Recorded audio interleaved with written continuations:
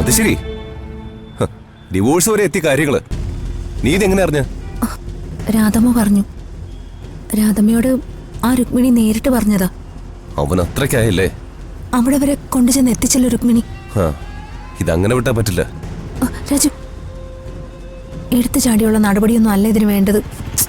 അല്ലെങ്കിലും യാതൊരു എത്തിക്സും ഇല്ലാത്ത ഒരുത്തനാ ഈ ഹരീഷ്. അമ്മയുടെ വാക്ക് കേൾക്കുന്നത് മാത്രമാ ഹരീഷിന്റെ കുഴപ്പം. എല്ലാവർക്കും അമ്മമാരില്ലേ? അമ്മ പറയുന്നത് കേട്ട് ആരെങ്കിലും ഒരു കാരണവുമില്ലാതെ സ്വന്തം ഭാര്യ ഉപേക്ഷിക്കോ? ഭാര്യയും അമ്മയും തമ്മിലെ പരമാവധി പൊരുത്തപ്പെടുത്താനല്ലേ നോക്കൂ. പക്ഷേ ഇവനെ നട്ടലില്ല.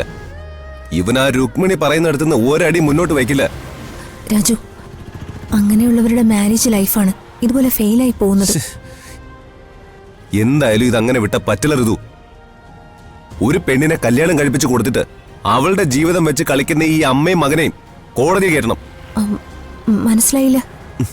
കോടതി കയറ്റണോന്ന്. അവൻ അവളെ വേണ്ടെങ്കിൽ അവൾക്കും അവനെ വേണ്ട. ഡിവോഴ്സ് എങ്കിൽ ഡിവോഴ്സ്, അത്ര തന്നെ. ഇന്ന് തന്നെ ഡൗൺലോഡ് ചെയ്യൂ. കാണൂ നിങ്ങളുടെ ഫേവറേറ്റ് ഷോസ്.